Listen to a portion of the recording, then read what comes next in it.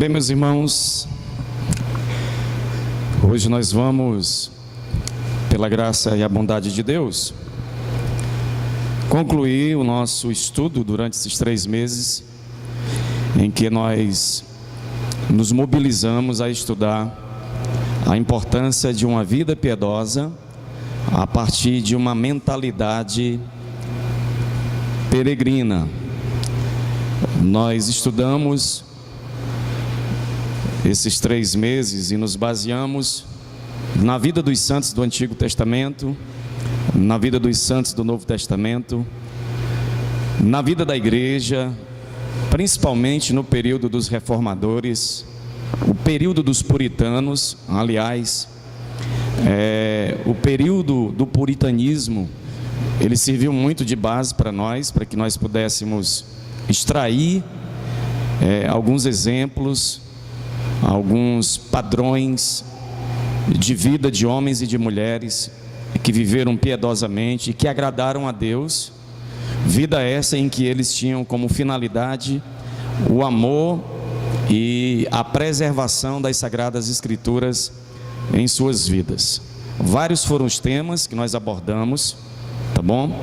Creio eu que pela misericórdia de Deus, o Espírito Santo nos direcionou para que nós abordássemos tudo aquilo que tem um significado, tem um valor muito fundamental na vida cristã.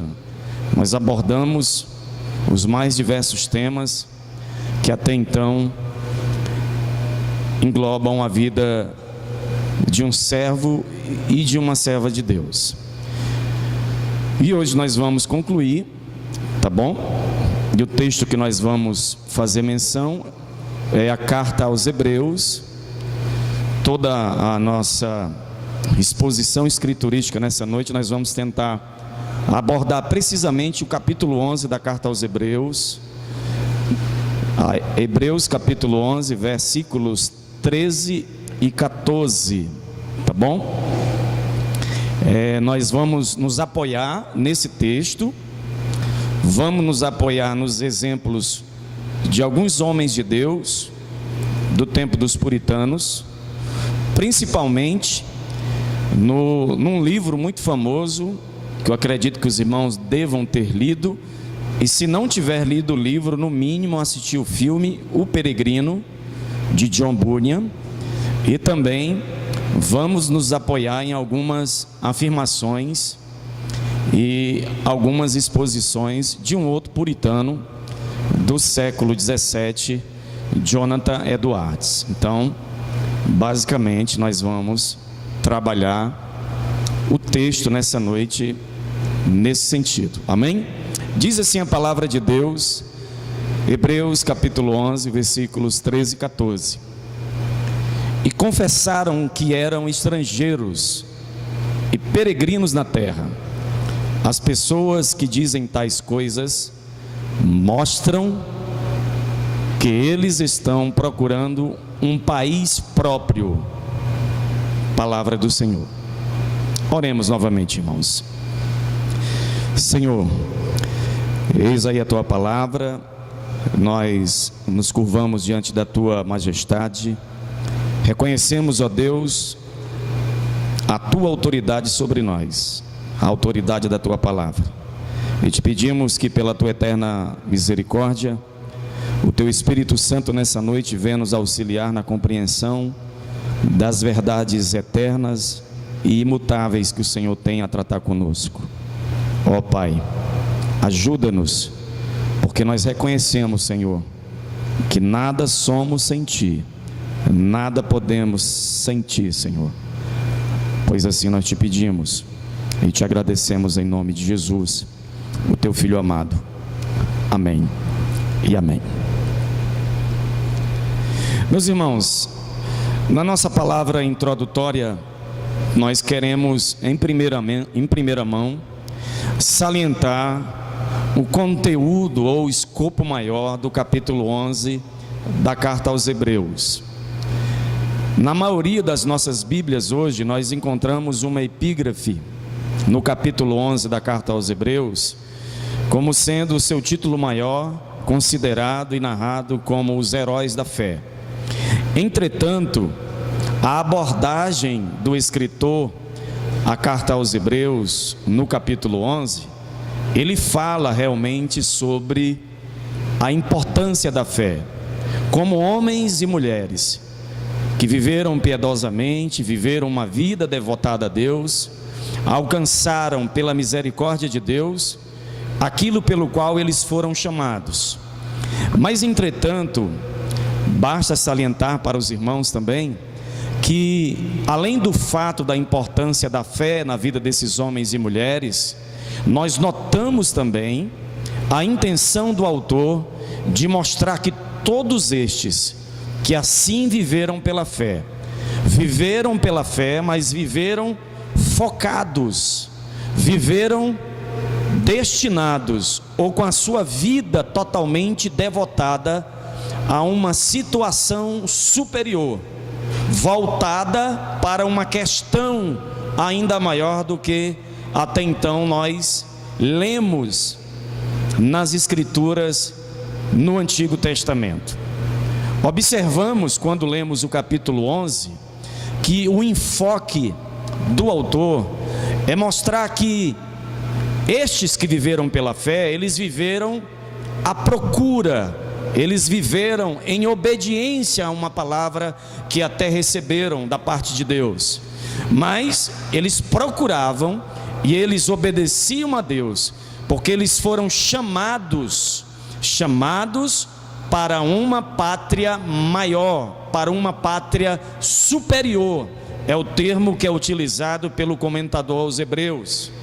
Daí então essas pessoas serem intituladas como peregrinos ou como forasteiros em terra estranha.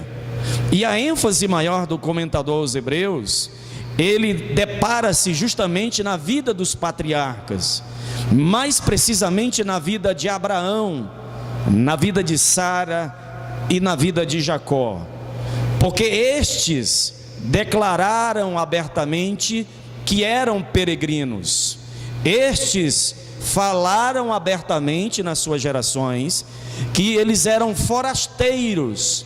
E o que é um peregrino ou um forasteiro? É apenas aquele que está de passagem, ele está viajando rumo a uma pátria ou um lugar destinado a ele. Observemos que o texto que nós acabamos de ler, ele estabelece as excelências da graça na fé, pelos efeitos gloriosos e resultado feliz disto nos santos do Antigo Testamento. Na parte anterior do capítulo, ele fala particularmente de Abel, Enoque, Noé, Abraão, Sara, Isaque e Jacó. Tendo enumerado essas instâncias, ele toma conhecimento de que todos estes morreram na fé, sem terem recebido as promessas, mas vendo-as de longe, crendo-as e abraçando-as, confessaram que eram estrangeiros. Notem os verbos, as palavras utilizadas pelo autor. Morreram sem ver, crendo, abraçando e confessando que eram estrangeiros.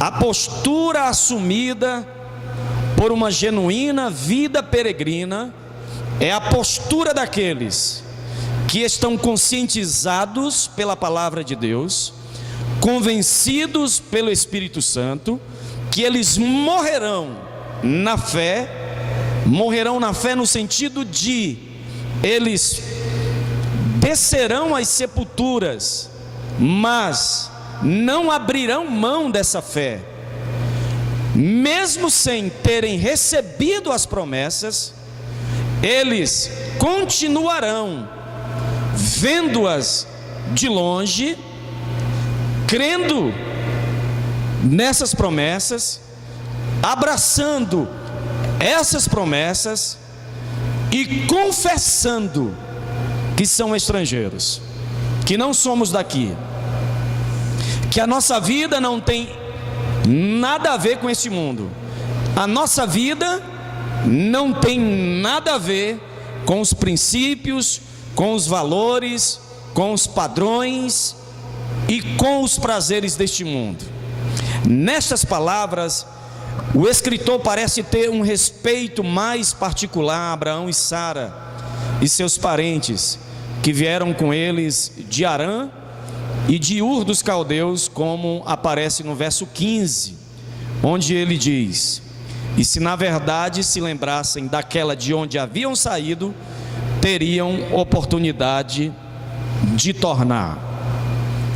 Muito importante isso, nós salientarmos com a igreja do Senhor, porque esse verso 15 mostra que estes homens e mulheres que assumiram uma vida peregrina, eles tiveram a oportunidade de voltar, se eles quisessem. Mas o chamado de Deus em suas vidas, a palavra de Deus em suas vidas, foi tão convincente, tão extraordinário, que eles não tinham mais como retornar, como regressar às suas terras de onde eles haviam saído.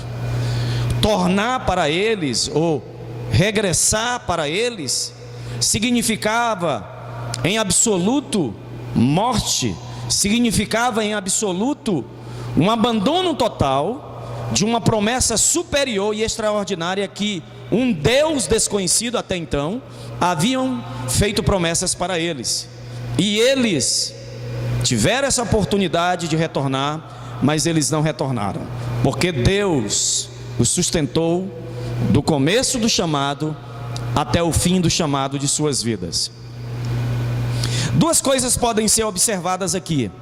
Primeiro, que estes santos confessaram de si mesmos que eram estrangeiros e peregrinos na terra. Assim temos um relato particular a respeito de Abraão: estrangeiro e peregrino sou entre vós, Gênesis 23, verso 4. E isso parece ter sido o sentimento geral dos patriarcas, pelo que Jacó diz a Faraó, e Jacó disse a Faraó: os dias dos anos das minhas peregrinações são 130 anos, poucos e maus foram os dias dos anos da minha vida, e não chegar aos dias dos anos da vida de meus pais nos dias das suas peregrinações. Gênesis 47, versículo 9. O salmista, no Salmo 39, versículo 12, ele também diz: porque sou um estrangeiro contigo e peregrino como todos os meus pais. A segunda coisa é a inferência que o escritor tira daqui, que eles procuravam um outro país como sua casa, porque os que isto dizem claramente mostram que buscam uma pátria. Hebreus 11, 14. Confessando que eram estrangeiros, eles claramente declararam que este não é o seu país, que este não é o lugar onde eles estão em casa. E ao confessarem ser peregrinos, declararam claramente que esta não é a sua morada definitiva, mas que eles pertencem a algum outro país, o que eles buscavam e para o qual eles estavam viajando. Dito essas coisas, meus irmãos, nós podemos aprender. Primeiro, que esta vida que todos nós temos, que eu tenho, você tem, que ela seja gasta como sendo apenas uma jornada ou peregrinação em direção ao céu, pois não devemos descansar neste mundo e em seus prazeres, mas devemos desejar o céu. Devemos buscar primeiro o reino de Deus, como disse Jesus em Mateus 6,33. Devemos acima de todas as coisas, desejar uma felicidade celestial, estar com Deus e habitar com Jesus Cristo. Embora rodeado de prazeres exteriores e estabelecidos em famílias, como nós temos, com amigos desejáveis e relacionamentos, embora tenhamos companheiros cuja amizade é agradável e filhos em que vemos muitas qualidades promissoras, embora vivamos com bons vizinhos e sejamos geralmente amados, onde conhecidos, ainda assim não devemos ter o nosso descanso nestas coisas como nossa porção. A nossa vida deve ser encarada, acima de todas estas coisas que foram citadas, como uma jornada ou uma peregrinação em direção ao céu. Ainda que Deus tenha nos abençoado com a melhor família, com os melhores amigos, com as melhores oportunidades na sociedade, ainda que nós tenhamos uma boa vizinhança, excelentes relacionamentos, isto não pode ser comparado e nem pode ser considerado como uma porção maior de Deus para as nossas vidas. Devemos pegar todas estas coisas, identificá-las como dádivas de Deus, como bênçãos de Deus, para a manutenção da nossa vida terrena, para o nosso contentamento enquanto aqui estivermos. Mas estas coisas, ou nenhuma delas, deve ser considerada por nós como a porção maior das nossas vidas. Os teus pais, os teus filhos, o teu marido, a tua esposa, nada, absolutamente nada disso pode ser considerado como a minha ou a nossa porção maior enquanto nós estivermos aqui na terra. Porque estes homens e mulheres, que é relatado no capítulo 11 da carta aos Hebreus, eles levaram uma vida dessa forma. Eles nos deram o testemunho de como viver uma vida peregrina, sem ter nenhum tipo de comunhão ou de relacionamentos profundos com o mundo que nos cerca. Eles aproveitaram famílias, aproveitaram oportunidades de Deus, mas nunca perderam o foco de que a porção maior das suas vidas era o próprio Senhor. Abraão, Isaque, Jacó, José, a descendência dos patriarcas, o estabelecimento do povo de Israel na terra prometida, o período em que ali viveram, todos estes homens, eles foram chamados por Deus, conscientizados por Deus de que Canaã, ainda que manasse leite e mel, ela não seria comparada à porção maior deles, que era o próprio Senhor. E isso deve encher o nosso coração de contentamento. Isso deve encher o nosso coração de gratidão a Deus. Devemos estar tão longe de descansar nessas coisas, a ponto de desejar deixar todas elas no tempo devido de Deus. No tempo devido de Deus, nós deixaremos todas essas coisas. Nós deixaremos familiares, nós deixaremos amigos, nós deixaremos oportunidades na sociedade, nós deixaremos tudo isso no tempo devido de Deus. E isso nós devemos guardar na nossa mente e no nosso coração. Devemos possuir, gozar e usá-los sem nenhum outro fim, mas estarmos prontos para deixá-los sempre que somos chamados para isso e para trocá-los de bom grado e alegremente pelo céu. Observemos isso. Nós vamos fazer uso de tudo isso que o Senhor tem nos dado. Nós vamos nos satisfazer com tudo isso que o Senhor nos tem dado. Mas quando o Senhor nos chamar, nós deixaremos, nós trocaremos de bom grado e alegremente pelo chamado individual da parte de Deus para com as nossas vidas. Esta deve ser a mentalidade de um genuíno cristão, de um genuíno servo que ama a Deus, a mentalidade de que nós somos apenas forasteiros e peregrinos em uma terra estranha.